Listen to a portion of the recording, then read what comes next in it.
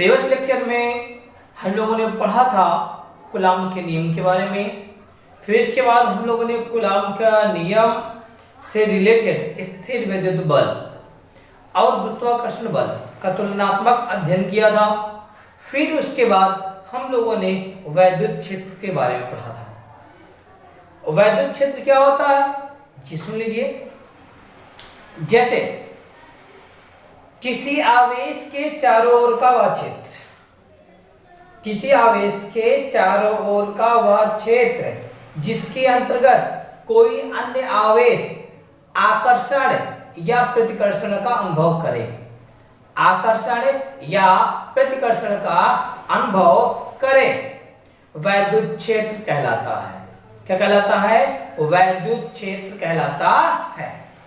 अब आप लोग सोचिए, हमें ये पता है कि यह इस आवेश के कारण यह आवेश बंधा हुआ है, या अपनी ओर अट्रैक्ट करेगा या तो रिपल्स करेगा, या तो अट्रैक्ट करेगा या तो रिपल्स करेगा। मतलब ये कि अगर कोई भी ऑब्जेक्ट है, हमें चारों ओर नचाना है, जैसे कोई ढेला है, कोई लकड़ी का टुकड़ा है, उसको नचाना है, तो बिना रस्सी से बांध हम नचा नहीं सकते, क्योंकि एज इट इज जो रस्सी है, रस्सी एक तरह का बंध रेखा है। तो वहां से एक इमेजिन किया गया कि या जो है इसके चारों जो घूम रहा है, इस पे जो भी बल लग रहा है वह इसके कारण लग रहा है, तो इससे कोई ना कोई बल रेखा नहीं है जो कि इसको बांधे हुए है। अब हम लोग यह बात करते हैं वैद्युत क्षेत्र रेखा के बारे में। वैद्युत क्षेत्र रेखा क्या होती है? वैद्युत क्षेत्र रेखा एक प्रकार की काल्पनिक रेखा है। काल्पनिक रेखा कैसे है? जैसा कि अभी हमने आपको इसके बारे में बताया कि यह कैसी रेखा होती है, काल्पनिक रेखा। जैसे रस्सी, हमने रस्सी कभी अभी कल्पना किया है, तो यहाँ पर कह सकते हैं कि ऐसी काल्पनिक रेखाएं जो कि किसी भी आवेश के संचरण दिशा को, मतलब धन आवेश कैसे जा रहा है, ऋण आवेश किस पथ पे जा रहा है, धन आवेश किस पथ पर जा रहा है और कैसे जा रहा है, इसको जो भी रेखाएं प्रदर्शित करती है उन रेखाओं को वैद्युत क्षेत्र रेखाएं कहते हैं। ऐसी काल्पनिक रेखाएं जो कि एकल आवेश प्रदर्शित करे उसे हम लोग वैद्युत क्षेत्र रेखा कहते हैं। इसी कड़ी में हम इसके दूसरी परिभाषा भी दे सकते हैं, दूसरी डिफिनेशन भी दे सकते हैं। दूसरी डिफिनेशन क्या है? दूसरी डिफिनेशन में है कि ऐसी काल्पनिक रेखाएं जो कि क्षेत्र की दिशा को प्रदर्शित करे, वैद्युत दिशा को प्रदर्शित करे, ऐसी रेखाओं को हम लोग वैद्युत क्षेत्र रेखाओं के नाम से जानते हैं। ध्यान दीजिएगा, किसी भी आवेश के कारण दूसरे आवेश पर जो वैद्युत क्षेत्र की दिशा होती है और दोनों आवेशों को मिलाने वाली रेखा के अनुदिश ही होती है, या तो बाहर की ओर या तो अंदर की ओर होती है, और इसी दिशा में ही वैद्युत बल की भी दिशा होती है। इसलिए कहा जाता है, क्योंकि स्थिर वैद्युत बल और वैद्युत क्षेत्र दो के दोनों कैसे होते हैं? समिदिश होते हैं। इसलिए वैद्युत बल रेखाओं के नाम से भी जाना जाता है। मतलब electric field lines is also known as electric force lines. Basically we electric field lines, normally हम लोग फील्ड लाइंस को ही यूज में लाते हैं। तो अब इसके बाद हो गया वैद्युत क्षेत्र रेखाएं क्या होती है, दो परिभाषा हो गए, कुछ नोट पॉइंट हो गए। अब बात करते हैं वैद्युत क्षेत्र रेखाओं का गुण क्या होता है, what is the properties of electric field lines. तो यहाँ पर अगर बात करेंगे कि properties of electric field lines क्या है, तो ध्यान दीजिएगा, वैद्युत क्षेत्र रेखाएं हमेशा धन आवेश से चलती हैं और ऋण आवेश को मिलती हैं। यह बहुत ही इंपॉर्टेंट टॉपिक है, यह बहुत ही इंपॉर्टेंट लाइन है जो लाइन लिखी गई है। आगे चल डेरिवेशन में इन्हीं सभी लाइंस का हम यूज करेंगे। यहाँ जितनी भी बातें बताएंगे सभी बातों को आप लोग ध्यान पूर्वक सुनिएगा और इसका नोट्स बनाइए। तो ध्यान दीजिए, इसकी पहली प्रॉपर्टी क्या होती है कि वैद्युत क्षेत्र रेखाएं धन आवेश से चलती हैं और ऋण आवेश को मिलती हैं। मतलब ये कि अगर यहाँ पर धन आवेश है, कैसे है?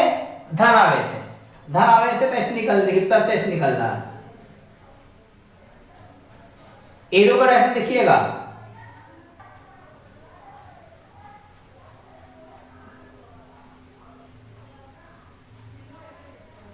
क्या होते हैं ये, धन से दूर जाते हैं और ऋण आवेश को ये क्या होते हैं, प्राप्त होते हैं। जब यहाँ लिख लेंगे कहाँ मिलेगी आपको, ऋण आवेश पे प्राप्त होती है।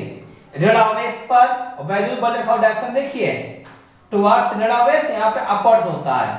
तो यहाँ पर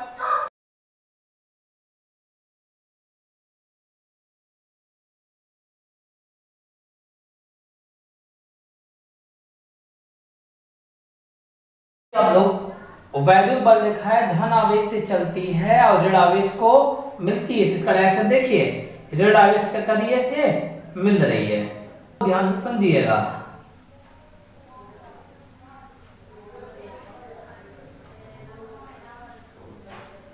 अभी हमने इसको मिलाता हुआ नहीं दिखाया है, इसके बाद के और भी प्रॉपर्टीज हैं, तो वहां से हम सारी बातों को क्लियर कर लेंगे। और वैद्युत बल रेखाओं से संबंधित जितनी भी बातें हैं सभी बातों को हम लोग यहाँ पर क्लियर कर लेंगे। तो वैद्युत बल रेखाएं या वैद्युत क्षेत्र रेखाएं धन आवेश से चलती हैं और ऋण आवेश को मिलती हैं। तो ध्यान दीजिएगा, इसके और भी गुण हैं और भी प्रॉपर्टीज हैं, वो क्या हैं उसको ध्यान रखिएगा। देखिए इसके यहां पर और भी गुण है, और भी गुण क्या है, सेकंड गुण, ठीक है। अब हम यहां पर एक फिगर बनाने जा रहे हैं, उस फिगर के माध्यम से हम बहुत सारी चीजों को आपको समझाएंगे, ठीक है। कई प्रॉपर्टीज को हम उस फिगर के माध्यम से आपको समझा देंगे। जैसे यहां पर एक फिगर है, इस फिगर की सहायता से हम आपको बहुत सारी बातों को बताएंगे। ध्यान दीजिएगा, पहले प्रॉपर्टी समझ गए आप लोग। अब हम लोग यहाँ पर सेकंड प्रॉपर्टी और थर्ड प्रॉपर्टी के बारे में बात करते हैं। तो ध्यान दीजिएगा,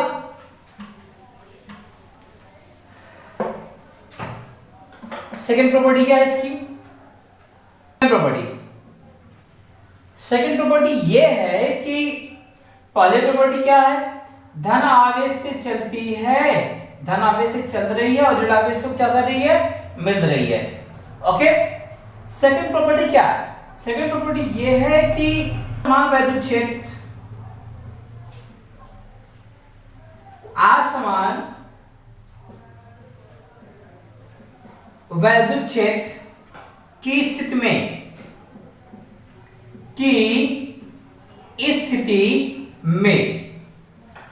असमान वैद्युत क्षेत्र की स्थिति में वैद्युत क्षेत्र रेखाएं वक्राकार होती हैं। कैसी होती हैं, वक्राकार होती हैं। यहां बल रेखा देखिए कैसी है, ये वक्राकार है। अगर यह वक्राकार है तो इसका मतलब क्या है, यह असमान वैद्युत क्षेत्र को प्रदर्शित करेगा। सेकेंड पॉइंट क्या है, अगला पॉइंट लिखिए, थर्ड पॉइंट। देखिए यहां पर वैद्युत क्षेत्र रेखाएं पास पास है, जैसे जैसे दूर जा रही क्षेत्र रेखाएं वैसे इनके बीच की डिस्टेंस बढ़ती जा रही है। आवेश के पास बल रेखाएं पास है, इससे दूरी जाने पर बल रेखा हो रही है, बढ़ रही है। तो यहां पर कहा जा सकता है कि आवेश के समीप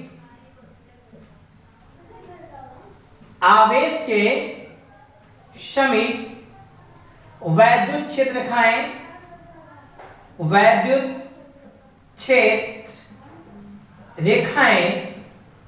पास पास होती हैं। कैसी होती हैं, पास पास, आवेश के समीप वैद्युत क्षेत्र रेखाएं पास पास होती हैं तथा आवेश से दूर जाने पर, आवेश से दूर जाने पर, आवेश से दूर जाने पर वैद्युत क्षेत्र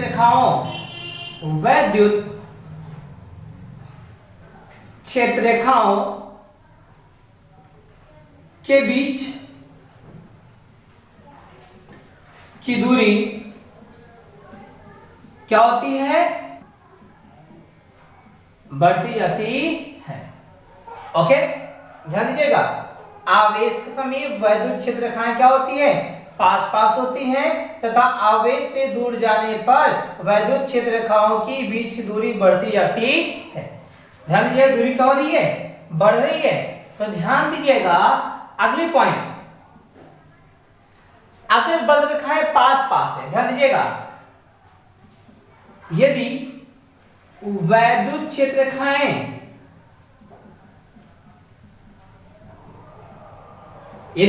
रेखाएं पास पास है, कैसी है?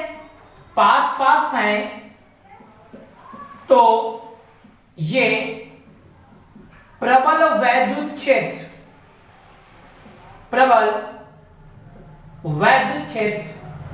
को प्रदर्शित करेंगे। प्रबल वैद्युत क्षेत्र को प्रदर्शित करेंगे। यहां देखिए पास पास है, तो इसका मतलब क्या? बल रेखाएं पास पास है, इसलिए इसके क्षेत्र होते हैं। तथा यदि वैद्युत क्षेत्र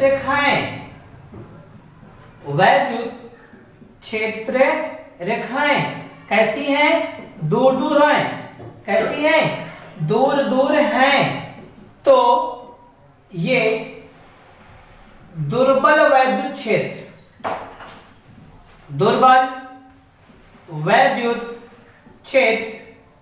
को प्रदर्शित करेंगे।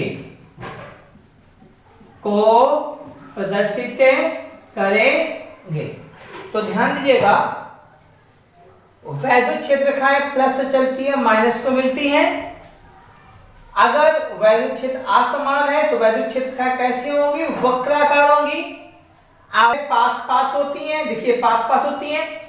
दूर जाने पर, देखिए यहां पर कम है, दूर जाने पर क्षेत्र रेखाओं की बीच है। अगला पॉइंट क्या है? अगर क्षेत्र रेखाएं पास पास हैं तो प्रबल वैद्युत क्षेत्र, दूर दूर है तो क्षेत्र को प्रदर्शित करती है।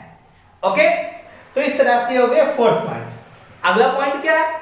अगला पॉइंट ये है कि अगर ये बल रेखा है, दिख रहा, बल रेखा के किसी भी जगह पर अगर हमने एक स्पर्शी खींच दिया, हमने देखिए ये पॉइंट है, हमने यहाँ पर एक टेंजेंट को ड्रॉ किया, हमने एक टेंजेंट यहाँ पर ड्रॉ किया, तो यहाँ इस समय बल वैद्युत क्षेत्र की दिशा को बताएगा। हमने यहाँ पर ड्रॉ किया, तो इस समय ये वैद्युत क्षेत्र की दिशा को बताएगा। तो अगला पॉइंट ये है कि वैद्युत क्षेत्र रेखा के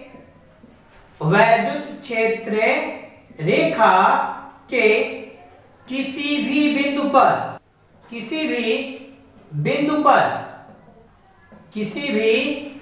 पर खींचा गया स्पर्शी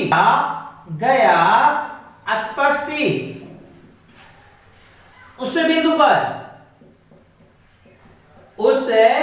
बिंदु पर वैद्युत क्षेत्र की दिशा को प्रदर्शित करेगा।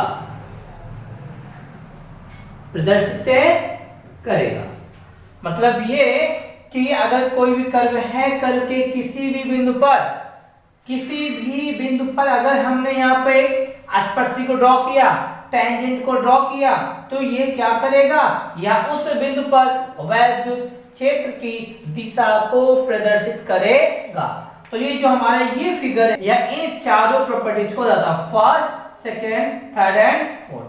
इस तरह से कुल मिलाकर अभी तक हम लोगों ने 5 प्रॉपर्टीज को पढ़ा है। सभी प्रॉपर्टीज को बहुत ही ध्यान पूर्वक सुनते जाइए, क्योंकि ये सारे के सारे प्रॉपर्टीज आपको डायरेक्शन क्लियर करने में आएंगे।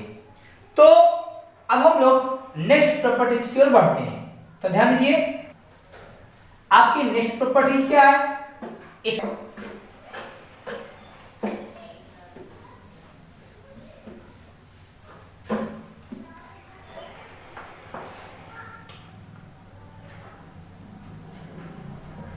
तो ध्यान दीजिएगा, इसकी नेक्स्ट प्रॉपर्टी क्या है?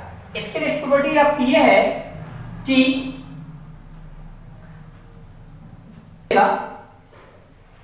एक ही बिंदु आवेश से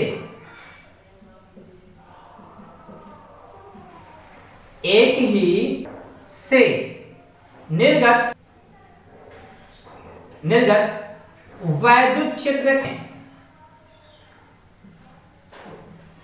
वैद्युत क्षेत्र रेखाएं एक दूसरे को कभी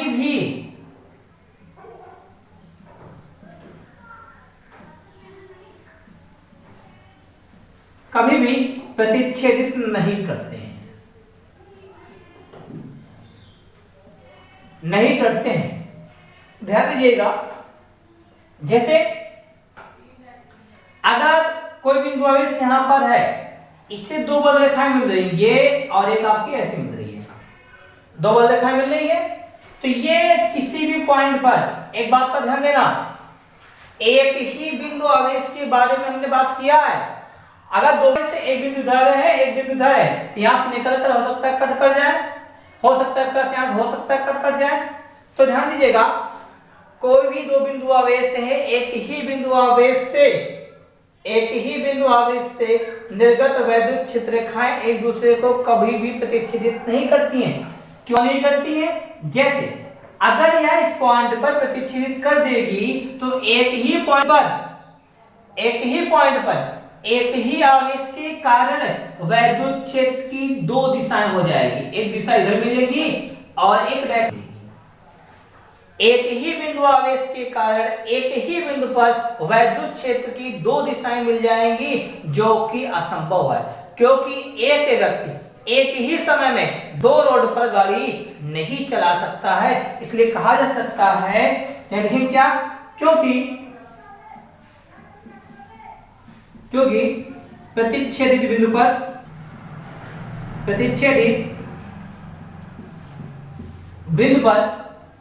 क्योंकि प्रतिच्छेदित बिंदु पर एक ही आवेश के कारण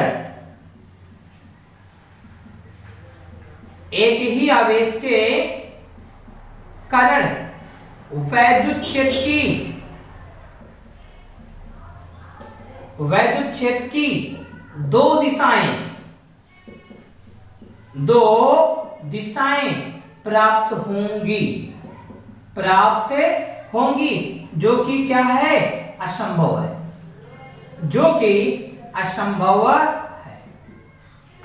यह क्वेश्चन आपसे बोर्ड एग्जाम में पूछा भी गया है। तो इस बात पर विशेष ध्यान दीजिएगा कि एक ही बिंदु आवेश से निकलने वाली वैद्युत क्षेत्र रेखाएं कभी भी एक दूसरे को प्रतिच्छेदित नहीं करेंगी। यदि वे प्रतिच्छेदित करती हैं तो स्पर्श बिंदु पर, जो स्पर्श बिंदु दिख रहा है, इस स्पर्श बिंदु वैद्युत क्षेत्र की दो दिशाएं प्राप्त होंगी, जो कि क्या है, असंभव है। ओके, इसके बाद और भी पॉइंट है, ध्यान। अब हम लोग नेक्स्ट पॉइंट की ओर चलते हैं। नेक्स्ट प्रॉपर्टीज की क्या होती है? अगली प्रॉपर्टी यह है कि अगर कोई भी ऑब्जेक्ट एक समान रूप से आवेशित है, कैसी है, एक समान रूप से आवेशित हैं, तो उसके कारण जो वैद्युत क्षेत्र रेखाएं निकलेंगी वह समांतर होंगी। अगर समांतर हैं तो वह एक समान रूप से वैद्युत क्षेत्र को प्रदर्शित करेगा। कहा जा सकता है कि देखिएगा, एक समान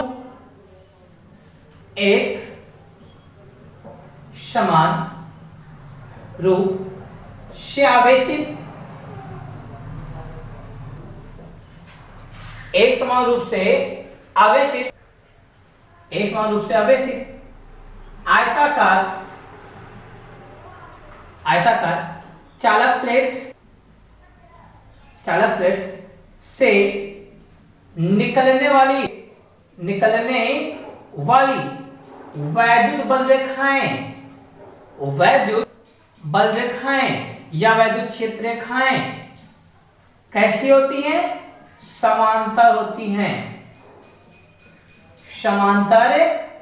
हैं, जो कि एक समान वैद्युत क्षेत्र को प्रदर्शित करते हैं। जैसे ये हमारा आयताकार प्लेट है, यहां पर हमारा क्या हो गया, ये आयताकार प्लेट है। ये कैसे है आपका, धनावेशित है। कैसे आपका, ये देखिए वो भी है एक समान रूप से डिस्ट्रीब्यूटेड चार्ज। एक समान रूप से चार्ज का डिस्ट्रीब्यूशन कैसा है, एक समान रूप से। तब यहां से जो भी बल रेखाएं निकलेंगी वो कैसी होगी, आपकी समांतर होगी। कैसी होगी, ये ध्यान दीजिए, ये कैसी होगी, समांतर होगी। ओके, अगर कभी भी आपको बल रेखाएं कैसे दिखाई दे, समांतर दिखाई दे, तब ऐसे कंडीशन में हम कहेंगे क्या, हम ये कहेंगे कि उसके कारण जो वैद्युत क्षेत्र है वह एक समान है। सेकेंड वाले प्रॉपर्टीज में हमने दिखाया था, वो जो क्षेत्र रेखा था कर्व टाइप का था। जो कर्व टाइप का था वह असमान वैद्युत क्षेत्र को करता है, और जो समांतर बल रेखाएं हैं ये एक समान वैद्युत क्षेत्र को प्रदर्शित करते हैं। इसके बाद इसकी नेक्स्ट प्रॉपर्टीज के बारे में बात करते हैं हम लोग। नेक्स्ट प्रॉपर्टीज क्या है, ये ध्यान दीजिए आप लोग।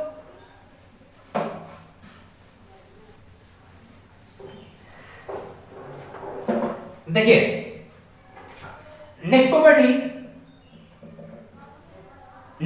यह है कि एक समान रूप से आवेशित एक समान रूप से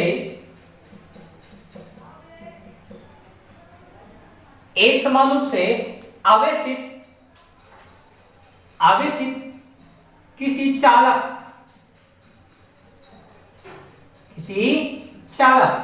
से निकलने वाली वैद्युत क्षेत्र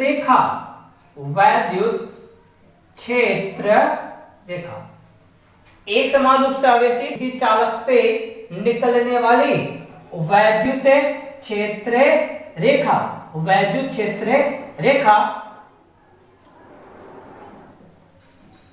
चालक के तल पर लंब होती है। क्या होती है, लंब होती है। इस बात भी ध्यानपूर्वक रखिएगा। जैसे कि यहां पर देखिए, ये हमारा प्लेट है, प्लेट है। अगर ये एक समान रूप से आवेशित है, इसके का जो बल रेखाएं होंगी इस पे परपेंडिकुलर होगी। एंगल कितना है, 90 डिग्री। ये भी हो गया एंगल कितना, 90 डिग्री। दोनों कैसे हैं, समांतर है। ये कब होगा, जब यह एक समान रूप से आवेशित होगा। अब परपेंडिकुलर होती है, एक एग्जांपल हमने समझा दिया। जैसे हमारे ये कोई पार्शियल चार्ज ऐसे, अब जो इससे बल रेखाएं इसके तल के लंबवत, देखिए ऐसे।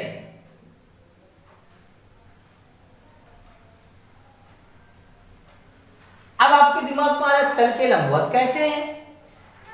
देखिए गोले का जो तल होता है वह उसके स्पर्श से वो कंसीडर करते हैं। अगर हम यहां से कोई टेंजेंट डाला तो ये एंगल कितना आएगा, 90 डिग्री। बल रेखाएं जहां, ध्यान दीजिएगा, जो भी बल रेखाएं सब इसके केंद्र से निकलेंगी। कहां से, इस बात का विशेष ध्यान दीजिएगा, सभी बल रेखाएं इसके केंद्र से ही निकलेंगी। इसलिए क्या कहा गया, समान रूप से आवेशित है तो उससे निकलने वाली वैद्युत रेखाएं चालक के तल पर लंब होती है। ये ही चीज को रिप्रेजेंट कर रही है। अब हम लोग अगले प्रॉपर्टी के बारे में बात करते हैं। अगली प्रॉपर्टी इसकी क्या है, तो ध्यान दीजिएगा। अगली प्रॉपर्टी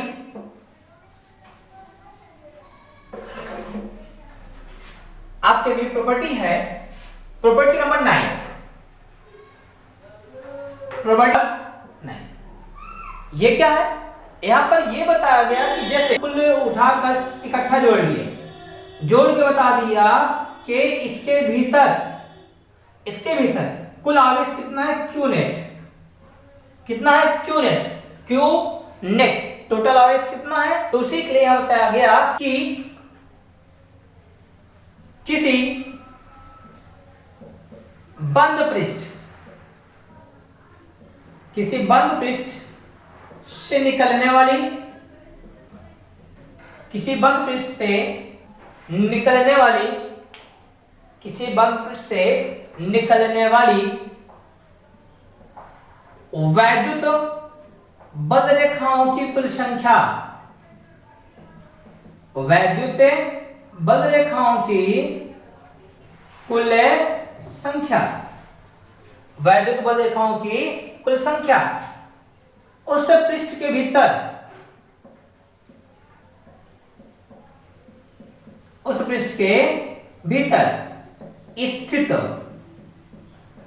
उस पृष्ठ के भीतर स्थित कुल आवेश का, कुल आवेश का 1/ε0 गुना होता है, गुना होता है। मतलब क्या? मतलब ये कि जो नंबर ऑफ, ध्यान दीजिएगा, n मतलब number of electric field lines EFL, number of electric field lines is equal to 1/ε0 multiple of total charge. We can write here that EFL, तो ध्यान दीजिएगा किसी भी ऑब्जेक्ट के लिए ε0 तो कांस्टेंट रहेगा, लेकिन जो चार्ज की वैल्यू है वो कांस्टेंट हो भी सकता है, नहीं भी हो सकता है, क्योंकि हमने एक स्फीयर लिया उसका चार्ज कुछ और है, हमने दूसरा स्फीयर लिया उस पर चार्ज कुछ है। और यहाँ पर ये कह सकते हैं कि number of electric field lines, तो इससे निकलने वाली वैद्युत बल रेखाओं की कुल संख्या, कुल संख्या डायरेक्टली प्रोपोर्शनल टू, ओके। तो ये आपको हो गया प्रॉपर्टी नंबर 9। अब हम लोग अगली प्रॉपर्टी के लिए बात करते हैं। नेक्स्ट प्रॉपर्टी क्या है वो ध्यान दीजिएगा। तो यहां पर नेक्स्ट प्रॉपर्टी है इसकी,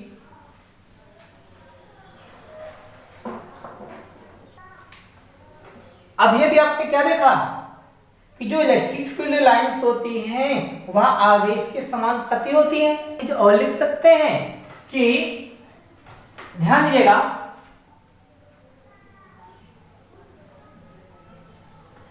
प्रॉपर्टी नंबर 9, ठीक, एक धन आवेशित, एक धन आवेशित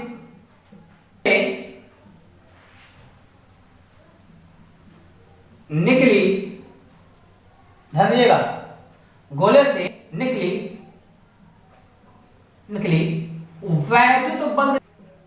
वैद्युत बल रेखाओं की संख्या का किसी ऋण आवेशित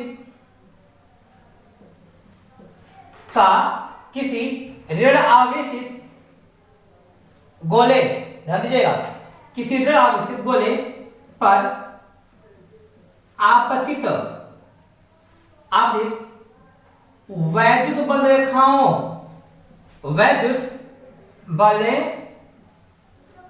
रेखाओं की संख्या से अनुपात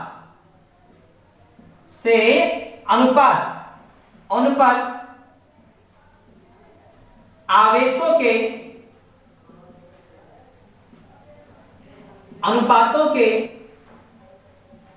समानुपाती होता है। क्या होता है? समानुपाती होता है, ठीक है। मतलब ये कि अगर एक धन आवेशित गोला है उससे कुछ बल निकलकर ऋण आवेश पर जा रही है, तो धन आवेश से निकलने वाली बल रेखाओं की संख्या तथा ऋण आवेश पर मिलने वाली बल रेखाओं की संख्या का अनुपात दोनों गोलों पर आवेशों के मान पर निर्भर करता है। तो यहां पर कह सकते हैं कि ध्यान दीजिएगा, पहले वाले गोले पर number of electric field lines, पहले वाले पर अपान में number of electric field lines दूसरे वाले पर is equal to Q net 1, पहले वाले पर कुल आवेश बटे में दूसरे वाले पर कुल आवेश। ठीक, एक एग्जांपल समझते हैं हम लोग थोड़ा। ठीक है, देखिए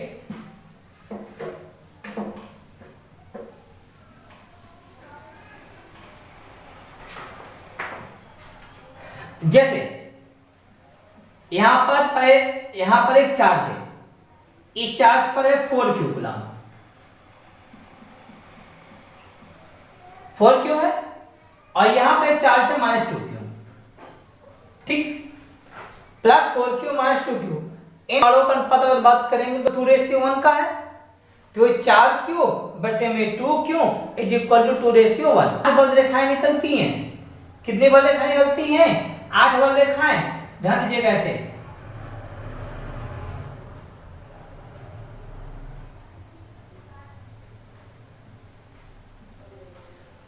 कितने हो गए? 8 हो गए जी। देखिए 8 हो गए आपके।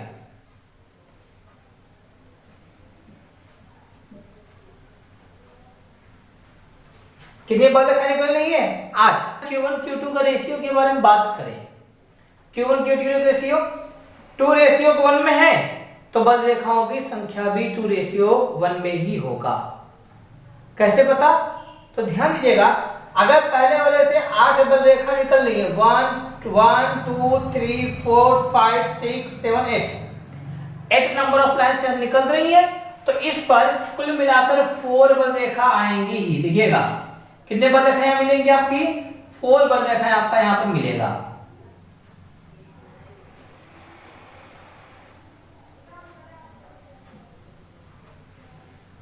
ठीक है, ध्यान दीजिएगा कैसे। अब देखो, अगर हमें पता करना है तो देखिएगा Q नेट अपान में 1, Q नेट अपान में 2, number of electric field lines 1, number of electric field lines upon में 2।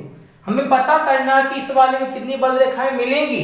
ध्यान दीजिएगा, अगर ये पहला चार्ज है आपका दूसरा चार्ज है, देखिए Q नेट की वैल्यू कितनी है? 4q। इसकी वैल्यू कितनी है? 2q। हम सिर्फ मैग्नीट्यूड के बारे में बात करेंगे। इसकी वैल्यू 4q है, इसकी वैल्यू क्या हो गई? 2q। इसकी वैल्यू यहां से 8 निकल रहा था, देखिए हमने कौन 8 निकल रहा था, और हमें इस पर कितनी बल रेखाएं चाहिए हमें निकालना था। Q कैंसिल, 2 2 जा 4, 2 4 जा 8, तो यहां का आ जाएगा number of electric field lines at 2 is equal to 4। ठीक है, अगर इस तरह से कई क्वेश्चंस आपको दिया जाए आप आसानी से कर सकते हैं। ठीक है, तो ध्यान दीजिएगा, अगर एक आवेश से दूसरे आवेश पर बल रेखाएं जा रही है तो उस पर जाने वाली बल रेखाओं की संख्या का अनुपात उस पर स्थित आवेश के अनुपात पर निर्भर करता है। जैसे अगर मैंने आपसे क्वेश्चन पूछा, ठीक, बातों को समझिएगा, हम इसको रेस्ट करते हैं।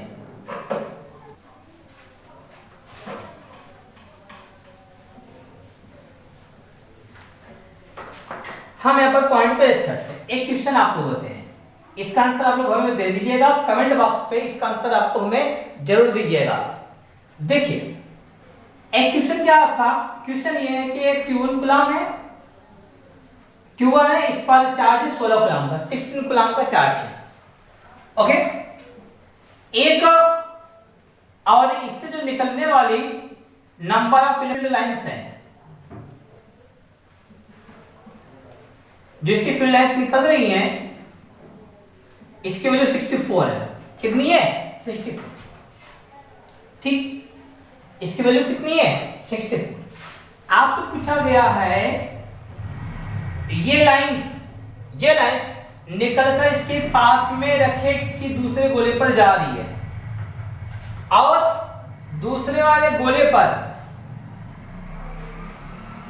दूसरे वाले गोले पर 16, दूसरे गोले पर मान लीजिएगा 32 इलेक्ट्रिक फील्ड लाइंस क्या हो रही है? मिल रही है। तो आपसे पूछा गया Q2 इक्वल टू व्हाट। ठीक, क्वेश्चन बाय फिगर समझ लीजिए।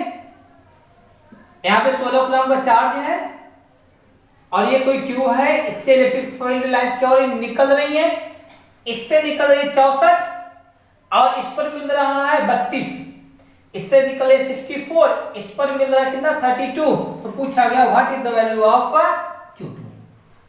ओके, इसका क्वेश्चन आप लोग इस क्वेश्चन को सॉल्व कर लीजिएगा। इसका आंसर आप लोग हमें कमेंट बॉक्स पर जरूर बताइएगा। ओके, बस आज यहीं तक। अगर आप लोगों ने अभी तक हमारे चैनल को सब्सक्राइब नहीं किया है, सब्सक्राइब जरूर कर दें। यह टॉपिक आपके लिए बहुत ही इंपॉर्टेंट है, तो इसको एक बार फिर से रिवाइज कर लीजिएगा और अच्छे से समझ लीजिएगा, क्योंकि आगे चलकर हम जो भी डेरिवेशन बताएंगे उसमें इन सभी बातों का विशेष यूज होगा।